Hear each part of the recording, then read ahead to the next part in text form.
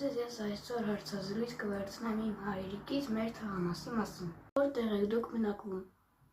Մենք բնակվում ենք Երևան քաղաքի Մալացիա Սեբաստիան համայնքում։ Որտեղ է գտնվում ձեր համայնքը։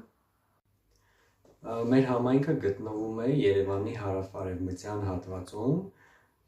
եւ գտնվում է Շենգավիթ եւ Աջափնյակ համայնքների հարևանությամբ։ Երբ է այն հիմնադրվել։ Մալացիա Սեբաստիա համայնքը հիմնադրվել է Շահումյան համայնքի հիման վրա, որտեղ բնակություն են հաստատել 1925 թվականից գաղթած Մալացիայից գաղթած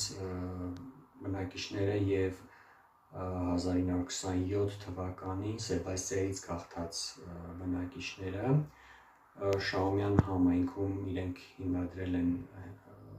իրենց համայնքը, տներ են կառուցել եւ հետո Շահումյանը միացվել է Երևանին, կամուրջ է կառուցվել,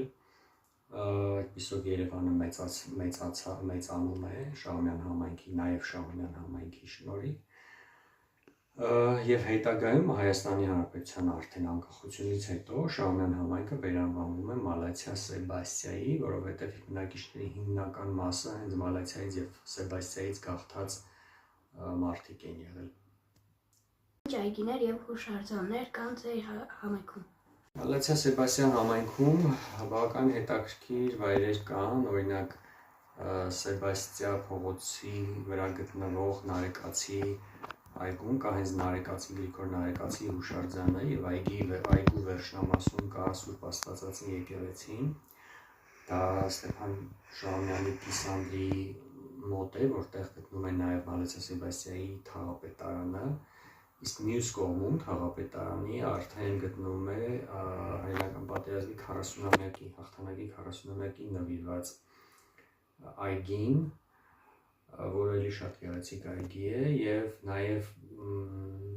Ռաֆու փողոցի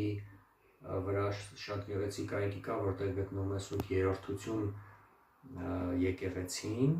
եւ Ռաֆի Զորավարանդրանի փողոցների հատման մասում նաեւ Զորավարանդրանիկի հուշարձանն է գտնվում։ Երբ հիմնական ամենահետաքրքիր վայրերը սրանք են։